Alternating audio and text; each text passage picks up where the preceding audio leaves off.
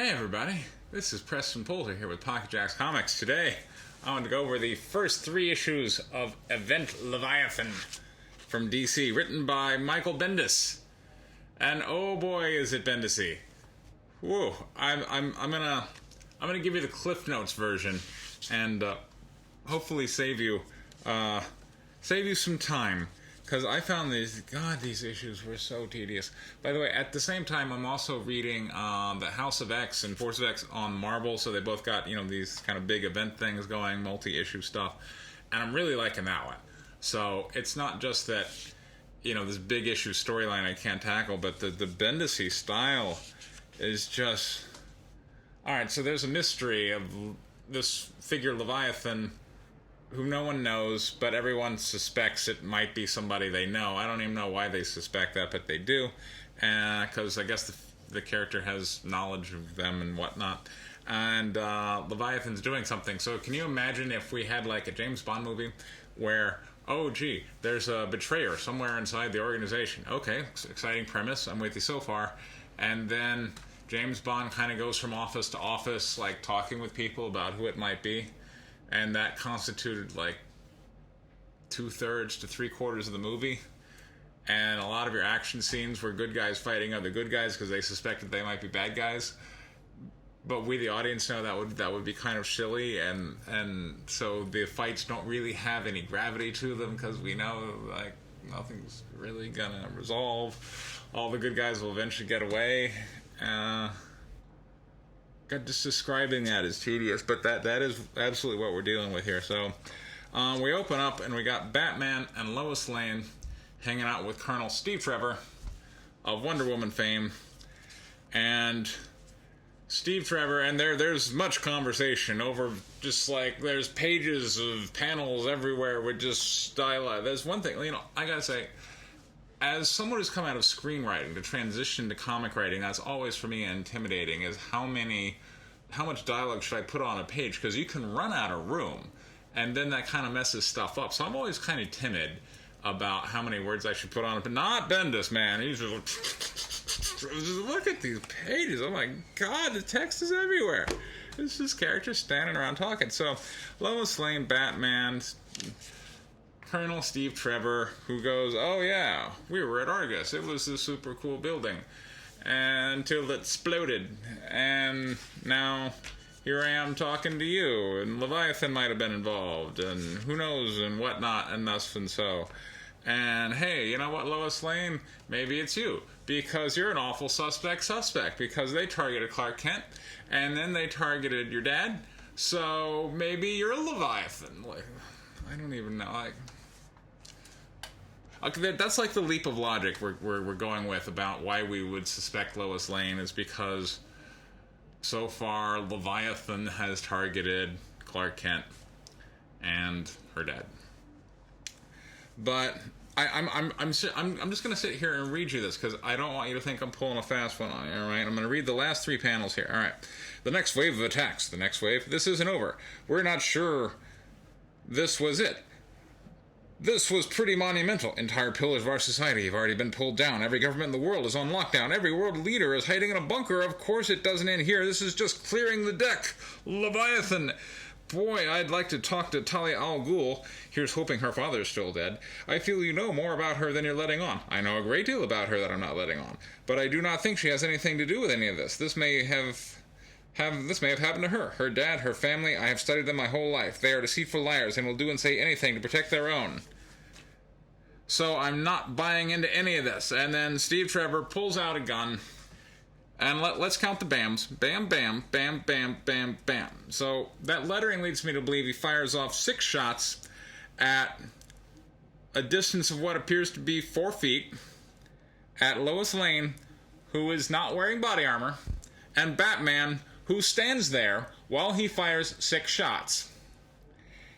He holds the gun sideways, despite the fact he is a colonel and has presumably undergone some firearms training at some point in his life, but I don't know, he just decided to go gangster this time around. Maybe that's why he missed, except he finally hits Lois Lane in the shoulder, And then Batman, you would think, would finally put him down. No. We have dramatic entrance of Green Arrow, who shoots him with taser arrows. So Batman literally just stood there. Bam, bam. Oh, wow. Oh, look at that. He pulls out a gun. He's shooting Lois Lane. Huh.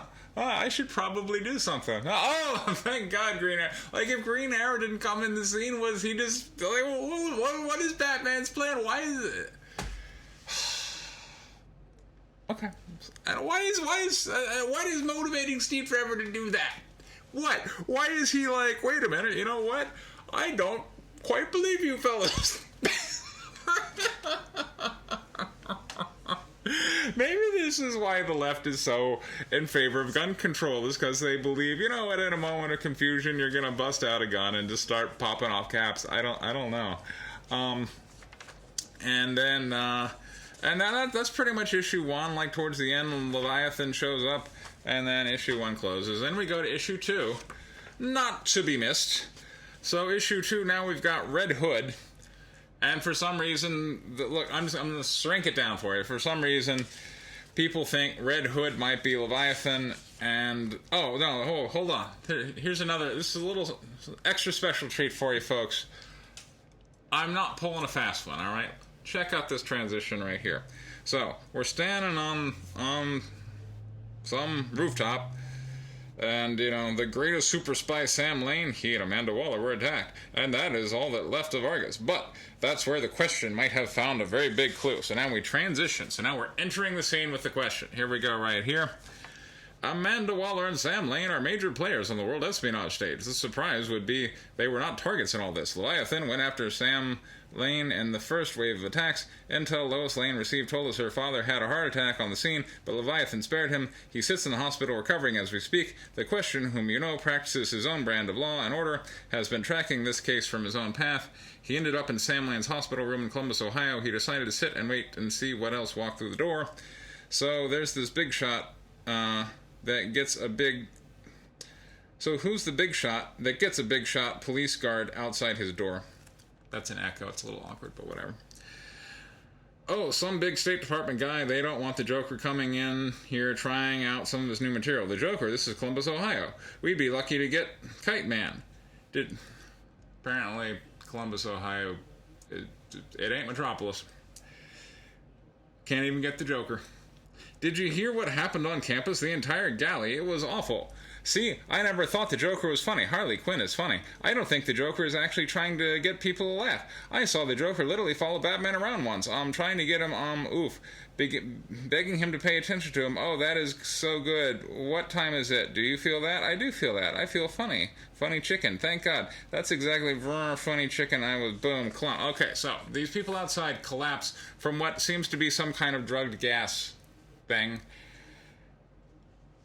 The book never explains why. It just introduces this guy, and again, I don't know a ton about DC. Is that an apparent guy? And it seems like he's not an apparent guy, because when that guy shows up, the Question is like, screw you, crash, push, and then they get into this fist fight in the hospital room, and then Sam Lane pulls out his .45 ACP from underneath his bedsheet and is like, blam, straight through the head. So whoever this guy was that got introduced, who I'm guessing must have used gas to take out the guards, is now deader than dead. And then the Question is like, hey, Colonel Lane, nice shoot. And then Colonel Lane's like, screw you, buddy, blam. And again, we just shot that guy through the eye, but now this guy, well, same range. I'm going to wing you in the shoulder. For some reason, Bendis likes winging in the shoulder when you're a good guy.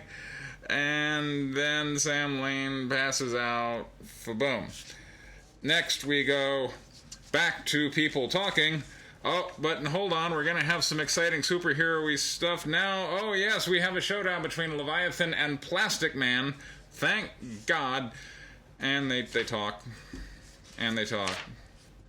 Oh, and then on this page, guess they talk. And Leviathan disappears. And that's basically issue 2. Well, issue 3. That should be way better, right? Okay, so here we go. We're opening up. We got the Question. The Question is questioning. And now we have a huge 2-page spread. Now we got Batman and company. And they're just talking. The text is going everywhere. And at some point they decide, you know what? Red Hood, screw you. And so now we got this 2-page spread which is just one big action scene here, and I'm not sure why they put in panel dividers, because it's all one scene. I guess it was a stylistic choice. It doesn't quite work for me. But, alright, so they're chasing down Red Hood, and again, like, what could be more futile than just like, oh, you're a superhero that maybe we have some suspicions about, screw you, and like, just as a reader, you're just like, really? This action is like, you know that they're not gonna kill Red Hood, or if they capture him, it's gonna be a wah-wah moment. So like, alright, so then we're facing down Red Hood, who eventually gets away and stuff. And then just pages of Red Hood showdown. Finally, we get to how many pages was that? That was, let me count them. 1, 2, 3, 4, 5, 6, 7, 8, 9, 10, 11, 12, 13, 14 on the 2-page spread. So, once we get to that 2-page spread, there are 14 pages of superheroes fighting Red Hood, and Red Hood eventually gets away. Moving the plot forward, and then they eventually go, oh, hey, what's this? This is an Argus espionage device. Amanda Waller must be spying on us. Then we cut to Amanda Waller, and she's like, oh, I have been spying on you. Check it out.